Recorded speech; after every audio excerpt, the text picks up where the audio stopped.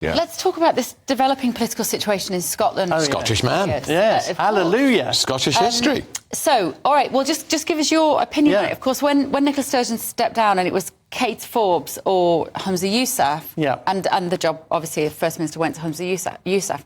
I personally was a little disappointed. I quite like Kate Forbes. I felt I think everyone some of the things she said were a little, very controversial. She was crucified because she was honest and said she didn't believe in sex outside of marriage and she didn't believe in same-sex marriages. Which is a bit weird, let's be honest, in the 21st century. But she's entitled to her view. She's very deep Christian. But I love the fact that she told us honestly what she felt, even if it was going to be controversial. And I mean, I think she was the nearest thing the SNP had to a sensible person. Yeah. But Scotland will be rejoicing today because Yousaf is doing the first sensible thing he's ever done, and that's resign. He's completely useless. He's made a mess of everything he's done.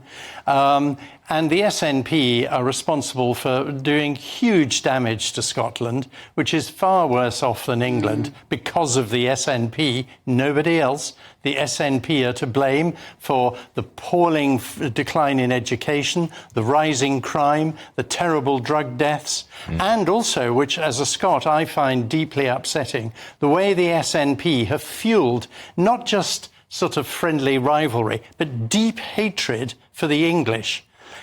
It's part of the United Kingdom. We're the same island. And the SNP, unforgivably, have stoked this antagonistic attitude for years and years, so much so that it's very hard to reverse. And when I go back to Scotland, I find it very, very unsettling. It's interesting. I think 10 years ago we had the referendum, which was going to be once in a generation referendum. It's all over now, isn't it? Nobody's talking about independence. Because finally, I mean, I think every decent Scots person has now realised that the damage the SNP have done to their country is so great. They have to go and forget independence, which is pie in the sky anyway. Their own former chief economist has said it would never work, which indeed it wouldn't. And also the ludicrous idea of going, separating from England and then going into the EU, which is an even bigger bureaucracy and administration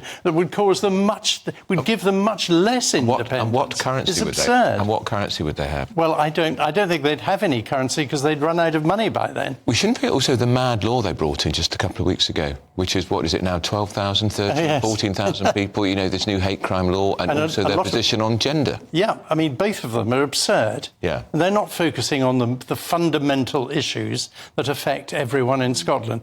And they've still got, the SNP, ongoing scandals. There's this continuing investigation into Peter Murrell. There's also the ferries scandal that's still there. There's the roads they promised that never built. 5 years delayed, the ferries. And 400 million over budget. Yeah. 400 million incredible. of Scottish taxpayers' money wasted by these incompetent fools.